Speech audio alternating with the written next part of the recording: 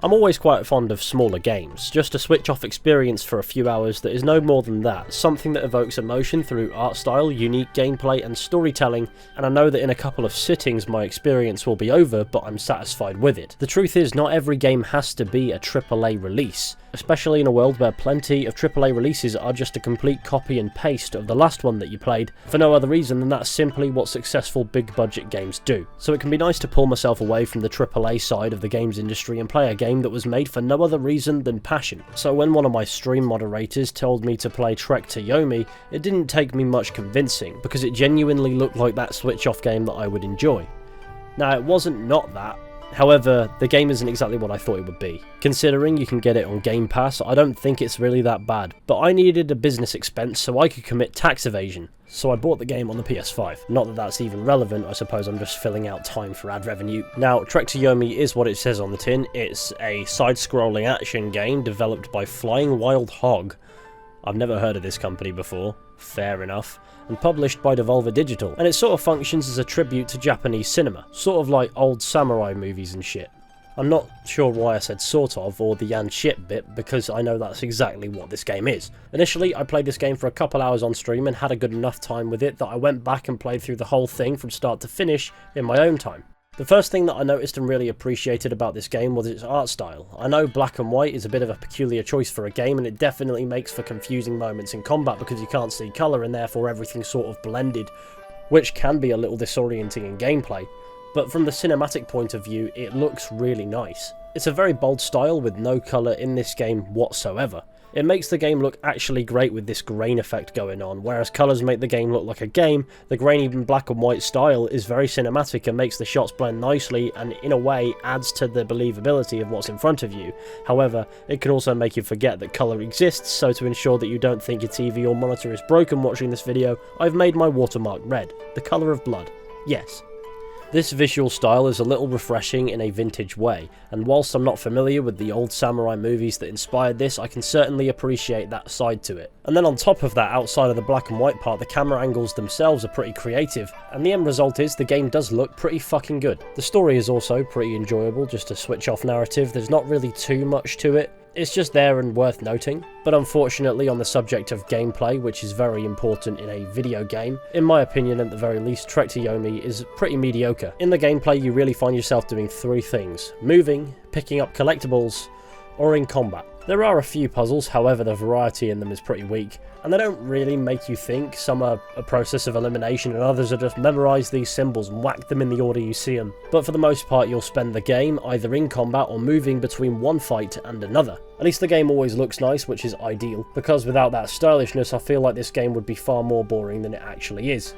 The combat, though the base of it is a half-decent system, somehow manages to be too simple and too complicated at the same time. I know that sounds like a bit of an oxymoron of a statement, so I'll try to explain. The enemies are pretty weak, and their only advantage over you comes through either numbers or how far you've come since you last reached a checkpoint, because that's the only way that you regenerate health. As you go through, you unlock various skills that you can utilise in combat, however, you will probably not use very many of them, as the skills you learn in the tutorial are enough to defeat any foe that you will come across in the entire game. So the combat system has on-rails progression, however you will never pay attention to it because you never need to look at it. And if you do find yourself using any of the skills you learn later on in the game, it's probably done by accident. On occasion, you will unlock a skill that you'll find yourself using often, and that's usually because it's just easy to perform so you don't have to memorise how. And as you go through the game, you unlock a variety of projectile-based weapons to the point where it completely self-destructs the gravitas of pretty poignant confrontations. 刀を抜くなかれ。拙者も武士道を志す者。ほらを吹くな。お前は罪なき者どもの血を浴びておる。拙者が多くの者を黄泉に送ったは事実。されど罪なき者は一人もおらぬ。頼む。今誰も死ぬことはない。拙者は皆が村で切られるのを見た。それでもお主は和平を口にするか。誇りなき化け物め。 Yep, you can do that. The boss fights are okay though. They can be fun. I mean, at the start they're just regular enemies and that's kind of okay. It kind of feels a bit grounded. And then as you progress through the game, eventually you find yourself scrapping whatever the fuck that is, and even if it may seem a little bit intimidating at first, if you just play it a little bit smart, you'll be okay. These are probably the most entertaining pieces of combat in the game though, but even these can be cheesed.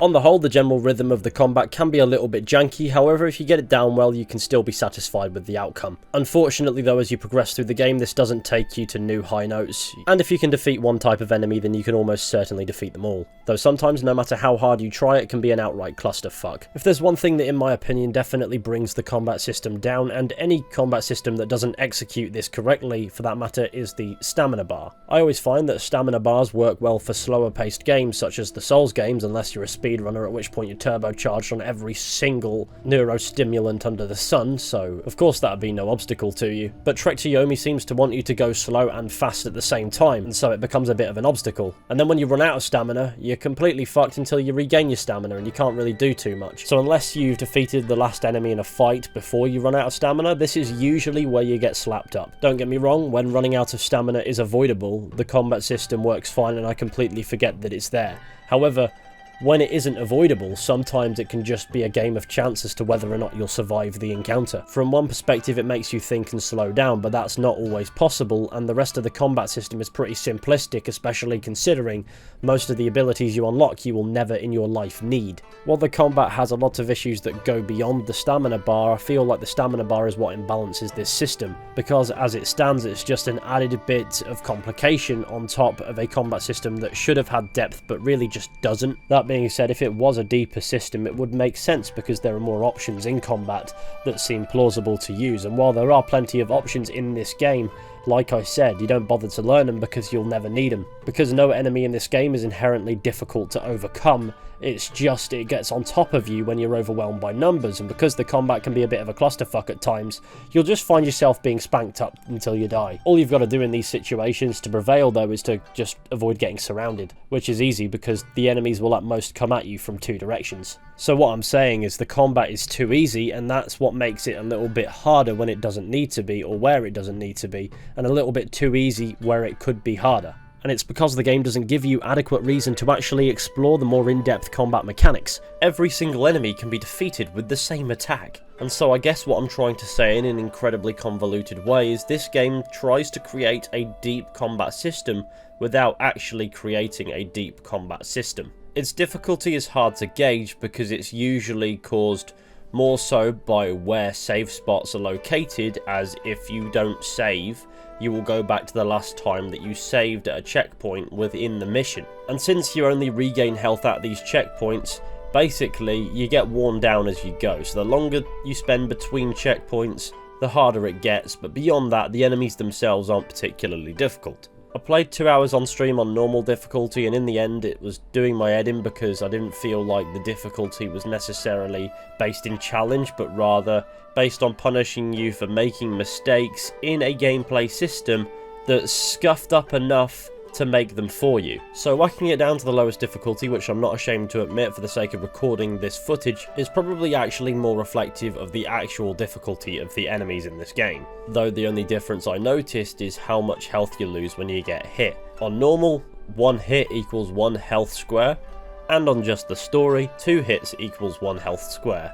Beyond that, everything's more or less the same. So just the story mode is just a bit more forgiving when it comes to the visual feedback of the game, doing you dirty because it can be quite hard to guess when to parry, amongst other things because the game's art style, whilst it is pretty good, is clearly the priority. Sometimes you can see you landing an attack on an enemy with no effect whatsoever, it's like you never performed that move either, and that will then open you up to being attacked in return because the game didn't register that you hit your enemy, however it almost certainly will register that the enemy hit you after the fact. Unfortunately, in the end, while it isn't the most terrible combat system I've ever seen, I've played some pretty bad combat systems in my day, you'll find that it's just the most fun in the tutorial, and it's downhill from there. わしを超えていくことはできる。お前の仲間は同じように己を信じておったが、一人残らず死んだ。わしを見てみろ。この槍を見よう。近寄ることもできぬわ。逃げるならいい。Almost every single confrontation in this game can be turned into a Raiders of the Lost Ark moment, and you know what I'm on about when I say that. Beyond this, the game does have positives. I already mentioned the art style, which is nice enough. And then of course, as you explore the world space, you come across collectibles that all have database entries, or they give you boosts in health or stamina, though these are usually found near a checkpoint. The game does at least reward you for being thorough, which is nice in a linear game, though as you progress through the levels there are effective event horizons in the level design, which is a bit of a pain in the arse because you can't go back once you pass them, and since the game doesn't make it clear which path is the story path and which is just there for you to explore if you wish to, though it isn't too difficult most of the time, but if you're a completionist this will fucking piss you off. So in the end of the day, Trek to Yomi is a little game that exists and it's perfectly fine.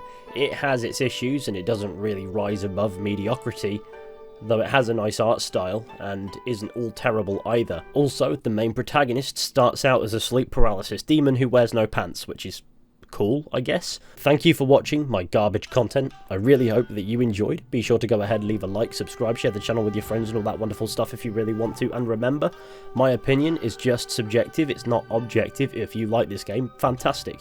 And if you're watching this to get a better gauge of what this game is like, then I implore you to go and look for more reviews as well, so that you can get a more rounded perspective, hopefully, to see what the game offers to X, Y or Z type of players. Anyway, with any luck, I'll be seeing you all very soon with another video at some point, but until next time, please do take care and goodbye.